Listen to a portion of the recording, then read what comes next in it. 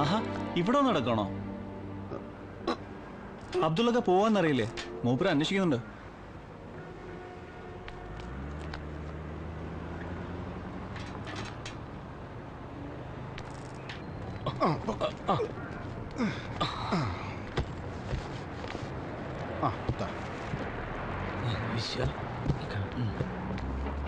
പോക്കുവരവ് തുടങ്ങിയിട്ട് കൊല്ലം കുറെ ആയെങ്കിലും യാത്ര എന്ന് പറയുമ്പോ ഇപ്പോഴും ഒരു ചങ്കിടുപ്പാ. പാസ്പോർട്ടും ടിക്കറ്റും സൂക്ഷിച്ചു വെച്ചോ. മുകുന്ദൻ എവിടെ പോയി? ഫ്ലൈറ്റിന് സമയമായി എന്ന് അവനെ അറിയില്ലേ? ആ എത്തിയല്ലോ. എവിടെയായിരുന്നു ഇതുവരെ? വിചാരിക്കാത്ത കാര്യങ്ങളാണ് നടക്കുന്നതെല്ലാം. ഇനി എനിക്കാരുമില്ല. മറക്കില്ല, നിങ്ങളെ ഞാൻ ഒരിക്കലും മറക്കില്ല. എന്താ മോനെ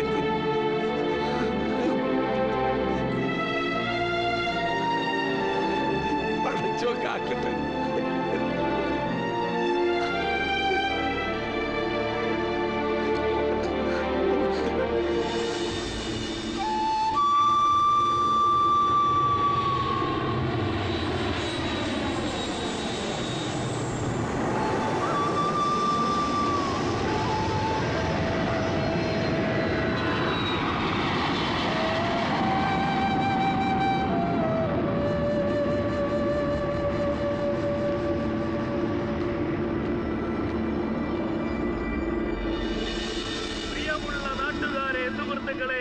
ചെമ്മണ്ണൂരിന്റെ പൊന്നോമന പുത്രൻ മന്ത്രി കരുണന് ജന്മനാടിന്റെ സ്വീകരണം. നാളെ ചെമ്മണ്ണൂർ അങ്ങാടിയിൽ നിന്ന് ആരംഭിക്കുന്ന പ്രകടനത്തിലും പൊതുയോഗത്തിലും പങ്കെടുക്കുവാൻ നല്ലവരായ എല്ലാ നാട്ടുകാരെയും സാദരം ക്ഷണിച്ചുകൊള്ളുന്നു.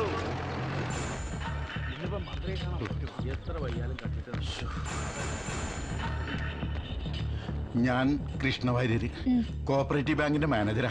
മന്ത്രിയുടെ അടുത്ത സുഹൃത്താണ്. ഒന്ന് കണക്ട് ചെയ്തു തരും? ഓക്കെ.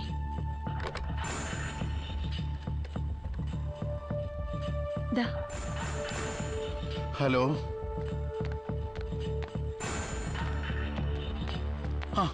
സഖാവിനെ ഞാൻ എത്ര ദിവസമായി മൊബൈലിൽ ട്രൈ ചെയ്യുന്നു. ഒരാഴ്ചയായി ഞാൻ അതും പറഞ്ഞ് പിടിച്ചു നിൽക്കുക. സൊസൈറ്റിക്കാര് കടമടിച്ച് തീർത്തപ്പോ സെക്യൂരിറ്റി ആയിട്ട് തന്ന ചെക്ക് തിരികെ ചോദിച്ചു. ഞാൻ എവിടെ നിന്നെടുത്ത് കൊടുക്കും?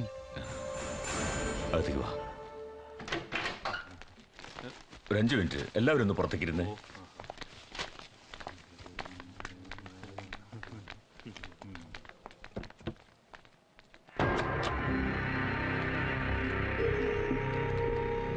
ചെക്ക് എങ്ങനെയോ മിസ്പ്ലേസ്ഡായി, തപ്പിയെടുക്കാം നോക്കട്ടെ എന്നൊക്കെ ഞാൻ പറഞ്ഞു നോക്കി. അവന്മാർക്ക് സംശയമായി. എങ്കിൽ ഗോപാലേട്ടൻ ഡ്രോ ചെയ്ത 20 ലക്ഷം രൂപയുടെ ചെക്ക് കാണണമെന്നായി. സെക്യൂരിറ്റി തന്ന ചെക്കിന്റെ നമ്പർ അവരുടെ കയ്യിലുണ്ടല്ലോ. രണ്ടും ഒന്നാണെന്നറിഞ്ഞാ പിന്നെ എന്താ ഒരു പോംവഴി? അങ്ങയുടെ നിർദ്ദേശപ്രകാരം ഞാനിത് ചെയ്തു എന്ന് സമ്മതിക്കേ നിവൃത്തിയുള്ളൂ. സഖാവ് തന്നെ അവരോടൊന്ന് സംസാരിച്ച് എങ്ങനെയെങ്കിലും എന്റെ തലയിൽ നിന്നൊന്ന് ഊരിത്തരണം. ഞാൻ സംസാരിക്കാനോ? മന്ത്രിയായി സത്യപ്രതിജ്ഞ ചെയ്തിട്ട് 5 ദിവസമായതേ ഉള്ളൂ.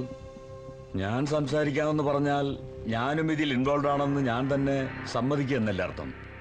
അങ്ങനെയായാൽ മന്ത്രിസഭയിലും പാർട്ടിയിലും എൻ്റെ അവസ്ഥ എന്താകും? അല്ലെങ്കിലും പാർട്ടിയിൽ ചില്ലറയൊന്നല്ല ശത്രുക്കൾ. ഒരു കാര്യം ചെയ്യാം, ഒരു കയ്യബദ്ധം പറ്റിയതാണ്. ആ കടത്തിലേക്ക് മുകുന്ദൻ അയച്ചു തന്ന തുക തിരിച്ചു തരാമെന്ന് പറ. സഖാവ് എന്തായി പറയുന്നേ?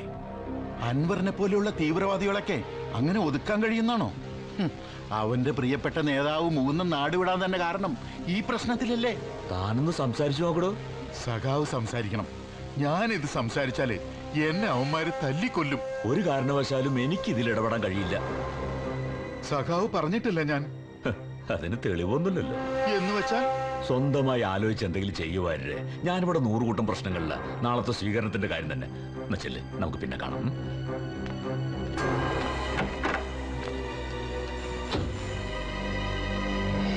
കീഴടങ്ങിയവനെ വെടിവെക്കരുതെന്നുള്ളത് യുദ്ധത്തിന്റെ നിയമമാണ്.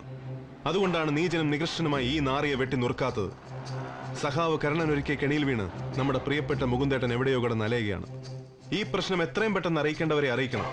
വാര്യർക്കെതിരെ വഞ്ചനാക്കുറ്റത്തിന് കേസ് കൊടുക്കണം. മാത്രമല്ല, പാർട്ടിയെ സ്നേഹിക്കുന്ന ചെമ്മണ്ണൂരിനെ സഹാക്കൾ ആരും തന്നെ മന്ത്രി കരുണൻ ഇന്നത്തെ സ്വീകരണത്തിൽ പങ്കെടുക്കാൻ പാടില്ല. അതൊന്നും ശരിയായ നടപടിയല്ല.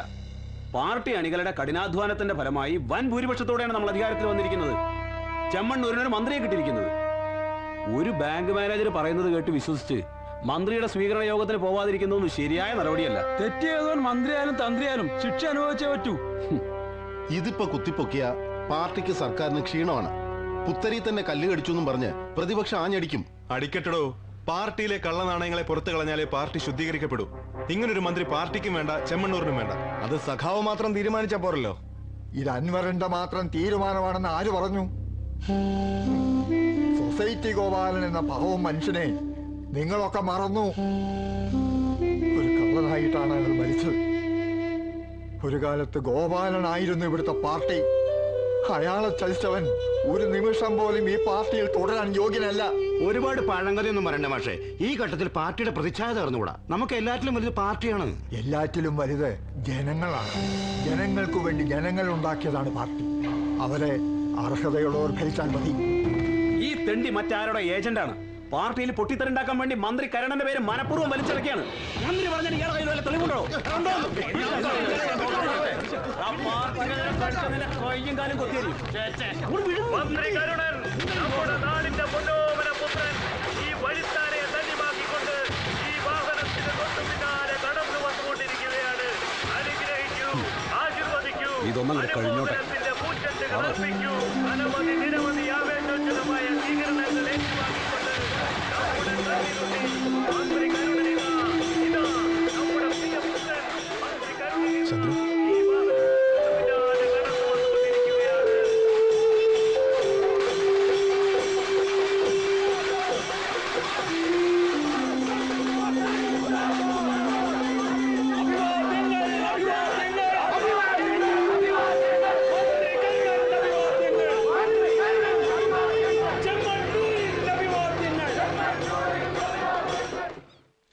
മാഷെ, നമ്മൾ എന്തായാലും സെക്രട്ടേറിയറ്റിൽ വിവരം അറിയിക്കണം.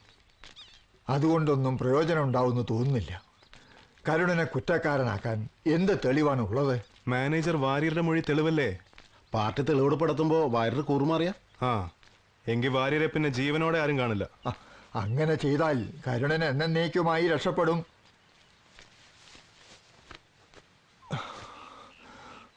മുകുന്ദനെ കുറിച്ച് ഓർക്കുമ്പോഴാ എന്റെ വിഷമം മുഴുവൻ. ഒരു കാര്യവുമില്ലാതെ അവൻ എവിടെയോ കിടന്ന് അറിയിക്കുന്നു. മൂന്നാട്ടിലിപ്പോൾ എവിടെയാണുള്ളതെന്ന് വല്ല വിവരമുണ്ടോ? ഗൾഫിലുള്ള നമ്മുടെ പല സുഹൃത്തുക്കളും ഇപ്പോഴും അന്വേഷിച്ചുകൊണ്ടിരിക്കുക. ഇതുവരെ ഒരു എത്തുമ്പടിയും കിട്ടിയിട്ടില്ല. സുഹൃത്തുക്കൾക്ക് നമ്മുടെ മുകുന്ദന്റെ കാര്യത്തിൽ എന്ത് താല്പര്യം അൻവറേ? നമ്മൾ നേരിട്ട് പോയി അന്വേഷിക്കേണ്ടതായിരുന്നു. നേരിട്ടെന്ന് പറഞ്ഞ നമ്മൾ അവിടെ പോയി അന്വേഷിക്കണം. ശരിയാ. മുകുന്ദൻ ഇനി എന്തിന് അന്യനാട്ടിൽ കിടന്ന് കഷ്ടപ്പെടണം? ഞാൻ പറയുന്നത് മുകുന്ദനെ കണ്ടുപിടിച്ച് തിരിച്ചു കൊണ്ടുവരുന്ന കാര്യം അൻവർ തന്നെ ഏറ്റെടുക്കണമെന്നാ. ഞാനത് പലവട്ടം ആലോചിച്ചിട്ടുള്ളതാണ് മാഷെ. പക്ഷേ ഇല്ല, ഇനി അത് വൈകിക്കൂടാ.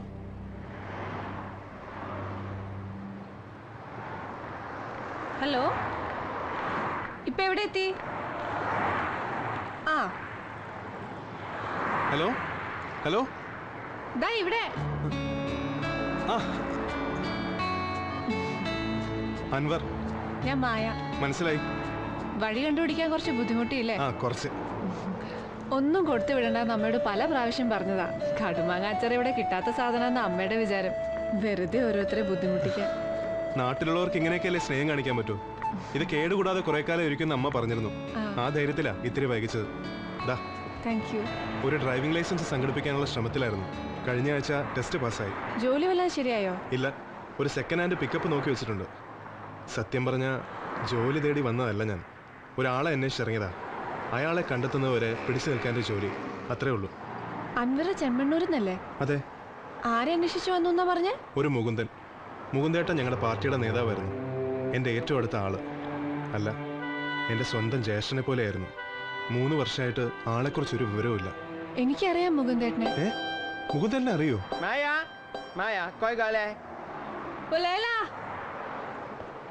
ഇന്ന് കുറച്ചധികം പേഷ്യൻസ് ഉള്ള ദിവസാ. വൈകിട്ട് അബ്രയില് വരും. ശരി.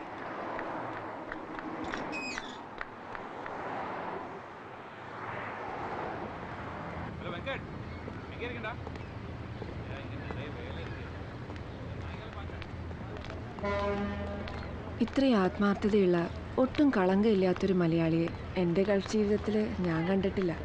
മുകുന്ദേട്ടനെ പോലെ ഒരാളെ ചതിക്കാൻ ആ പെൺകുട്ടിക്ക് എങ്ങനെയാ പറ്റിയതെന്ന് എനിക്കിപ്പോഴും മനസ്സിലാവാത്ത.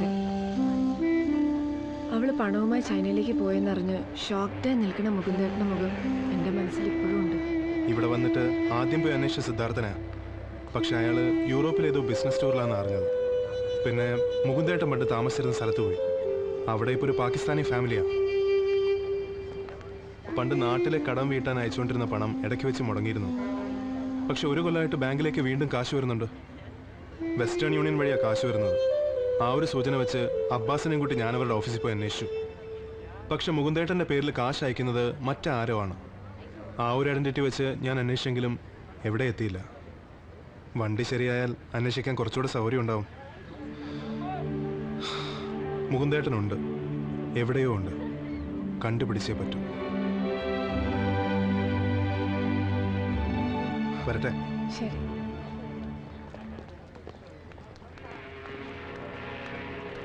മായ, 4 വർഷമായി അല്ലേ നാട്ടിൽ പോയിട്ട്?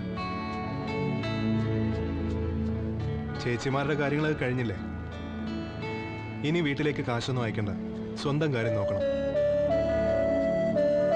ഉപദേശം എൻ്റെ അല്ല, അമ്മ പറയാൻ ഏൽപ്പിച്ചതാ.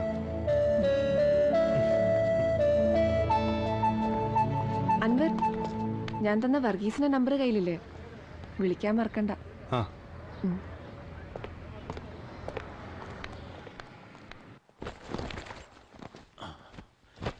താമസ സ്ഥലം പല പ്രാവശ്യം മാറിയെങ്കിലും ഇത് കളയാൻ തോന്നിയില്ല.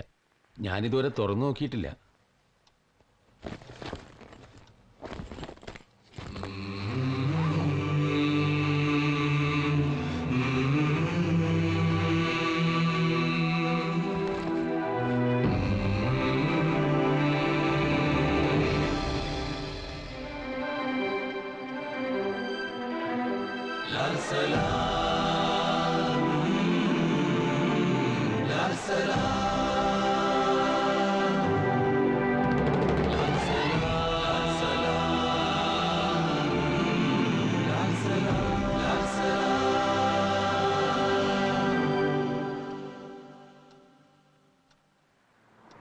ഇത് മാത്രം മതി. പണ്ട് കൂട്ടത്തിൽ താമസിച്ചവരൊക്കെ ഓരോ വഴിക്ക് പോയി. പലരും നാട്ടിലേക്ക് മടങ്ങി. പിന്നെ കരീം ഇവിടെ ഒരു ഡാൻസ് ബാറിൽ ജോലി ചെയ്യുന്നുണ്ട്. ആളൊരു യൂസ്ലെസ്സാ.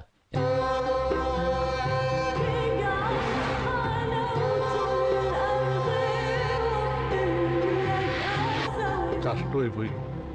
നാട്ടിൽ തന്നെ നിന്നിരുന്നെങ്കിൽ വല്ല MLA മന്ത്രിയോന്റെ മനുഷ്യനായിരുന്നല്ലേ. ഇവിടെ വന്ന് ഞങ്ങളുടെ കൂട്ടത്തിൽ കിടന്ന് കഷ്ടപ്പെട്ടിരുന്നു ആലോചിക്കുമ്പോഴാ. നിങ്ങൾ ഈ പറയുന്ന മന്ത്രി കരുണൻ ദുബായിൽ വന്നാൽ ഞങ്ങളുടെ ഹോട്ടലിലാണ് താമസിക്കാറുള്ളത്. ഏതായാലും നാട്ടുകാരുടെ സുഖവിവരങ്ങൾ അന്വേഷിക്കാനല്ല അയാൾ ഇടക്കിടക്ക് ഇങ്ങോട്ട് വരുന്നത്.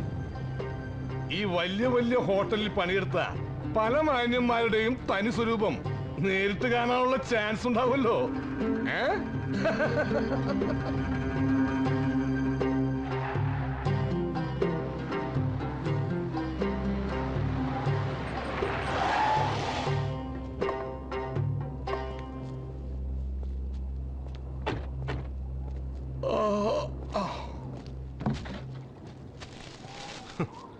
ഡേറ്റ് കഴിഞ്ഞ് ഈ കുബൂസ് വെച്ച് നിങ്ങൾ എന്ത് ബിസിനസ്സാ ചെയ്യുന്നത്?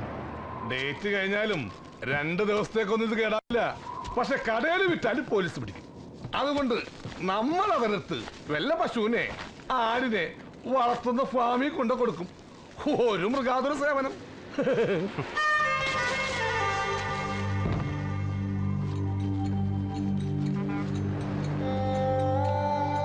ഈ കുപ്പൂസൊക്കെ വീട്ടിലിരുന്ന കാശി നേരെ ഞാൻ വീട്ടിലേക്ക് അയക്കും.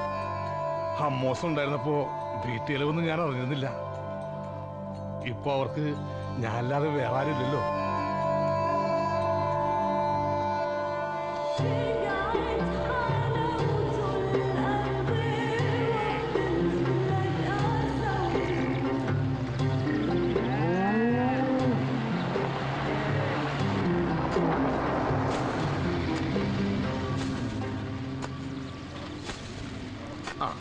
Ahoy!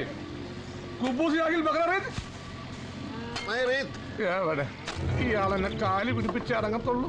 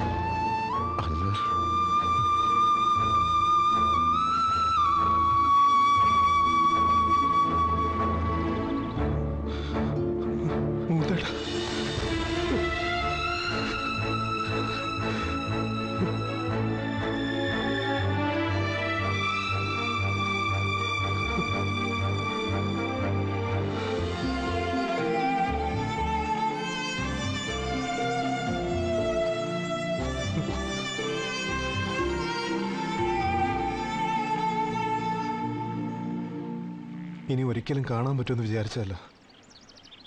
അന്വേഷിക്കാത്ത സ്ഥലമില്ല. മുകുന്ദേട്ടൻ ഇവിടെ കുറച്ച് നാളായിട്ട് ഞാൻ ഇവിടെയാ. നീയല്ലേ എന്നെ ഗൾഫിലേക്ക് അയച്ചത്.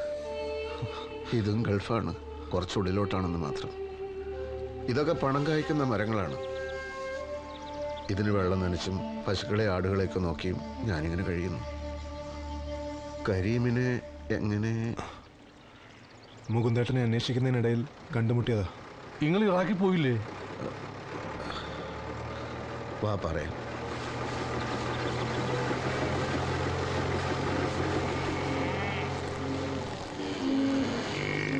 ഞാൻ ഇറാഖിലേക്ക് പോയി എന്നുള്ള കഥ ആര് മെനഞ്ഞുണ്ടാക്കിയതാണെന്ന് അറിയില്ല. അബ്ദുള്ളക്ക പോയതോടെ ആകെ ഒരു ശൂന്യതയായിരുന്നു.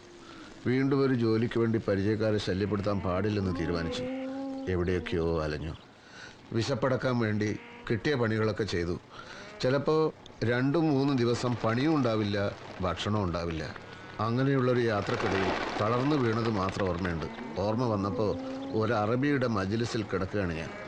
അയാൾ എനിക്ക് ഭക്ഷണം തന്നു, കിടക്കാൻ ഇടം തന്നു. ആരും നോക്കാനില്ലാതെ കിടന്നിരുന്ന ഈ സ്ഥലം നന്നാക്കി എടുക്കാമോ എന്നയാൾ ഒരു ദിവസം എന്നോട് ചോദിച്ചു.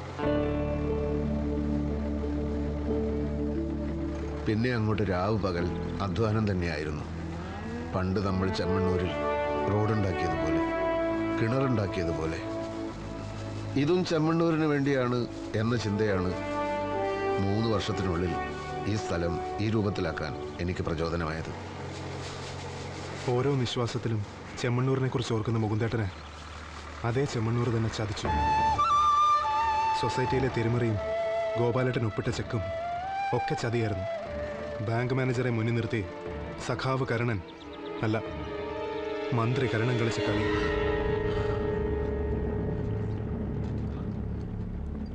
കരുണന് വ്യക്തമായ ഒരു അജണ്ടയുണ്ടായിരുന്നു. അതയാൾ നടപ്പിലാക്കി വിജയിച്ചു.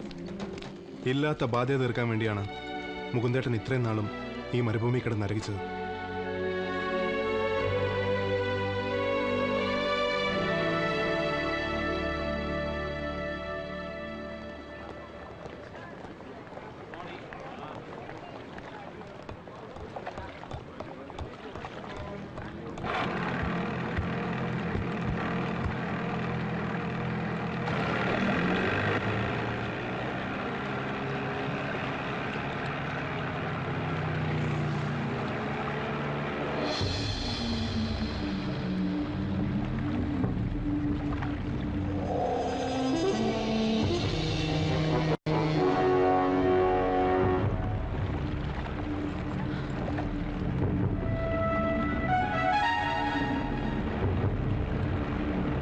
ഹലോ അൻവർ,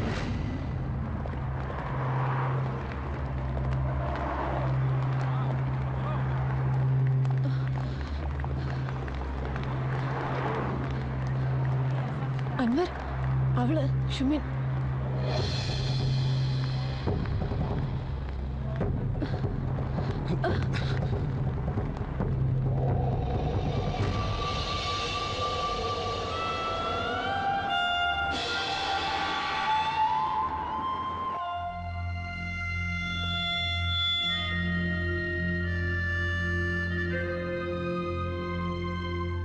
അന്ന് അമ്മയ്ക്ക് അസുഖം കൂടുതലാണെന്നറിഞ്ഞ് ചൈനയിലേക്ക് പോകാൻ ഫ്ലൈറ്റ് ടിക്കറ്റിന്റെ കാശ് ചോദിക്കാനാ മുകുന്ദേട്ടനെ അന്വേഷിച്ച് അവള് കഫറ്റീരിയയിലേക്ക് വന്നത്. കുറിക്കാശ് അവളെ ഏൽപ്പിച്ച് ജബലലിയിൽ എവിടെ പോകാനുണ്ടായിരുന്നു എന്നാണ് സിദ്ധാർത്ഥൻ അന്ന് എന്നോട് പറഞ്ഞത്.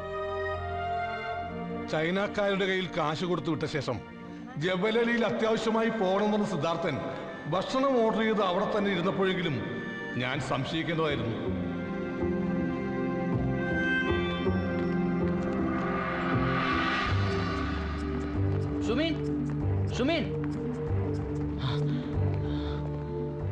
മുകുന്ദേട്ടൻ അത്യാവശ്യമായി പുറത്തേക്ക് പോയതുകൊണ്ട് കാശ് താൻ തന്നെ കൊടുത്തോളാമെന്നും അവൾക്ക് പോകാനുള്ള ടിക്കറ്റ് എയർപോർട്ടിൽ കൊണ്ടുവന്ന് തരുമെന്നും സിദ്ധാർത്ഥൻ അവളെ പറഞ്ഞു വിശ്വസിപ്പിച്ചു. മുകുന്ദേട്ടനെ കണ്ട് യാത്ര പറഞ്ഞിട്ട് പോകാമെന്ന് ഷുമിൻ പറഞ്ഞപ്പോൾ ഫ്ലൈറ്റിന് സമയമായെന്ന് പറഞ്ഞ് സിദ്ധാർത്ഥൻ അവളെ എയർപോർട്ടിലേക്ക് അയച്ചു.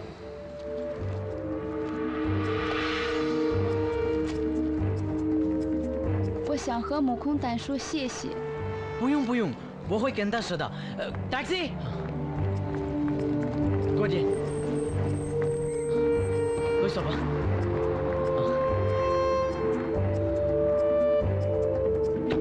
拜拜，拜。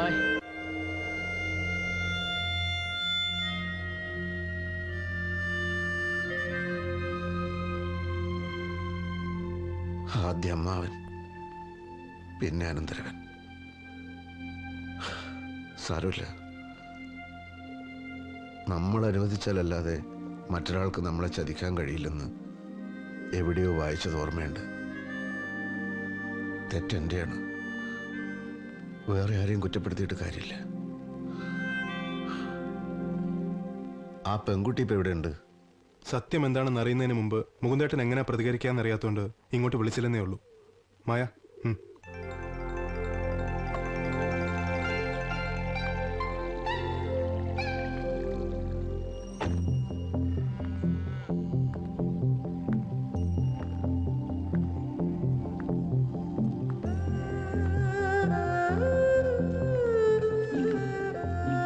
对不起，我什么都不知道。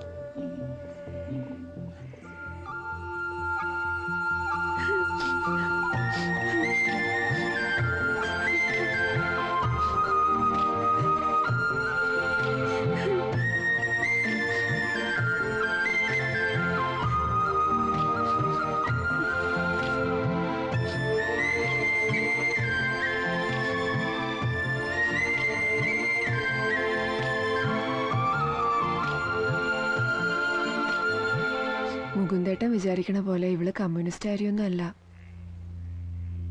അവിടുത്തെ കമ്മ്യൂണിസ്റ്റ് ഗവൺമെന്റിനെതിരെ സമരം ചെയ്തതിന് പോലീസുകാരെ പിടിച്ച് തല്ലി ചതച്ചു ഇവളുടെ ബോയ്ഫ്രണ്ടിനെ. ശരീരം തളർന്നു കിടക്കണ അയാളെ ചികിത്സിക്കാനുള്ള കാശുണ്ടാക്കാനാ ഇവള് ദുബായിലെത്തിയത്. ഇപ്പോ കമ്മ്യൂണിസ്റ്റ് എന്ന് കേട്ടാലേ ഇവൾക്ക് കലിയ. സഖാവ് കൃഷ്ണപിള്ള EMS ഒക്കെ സ്വന്തം വീട്ടിലെ കാരണവന്മാരെ പോലെയാണെന്ന് പറഞ്ഞിട്ടിപ്പോ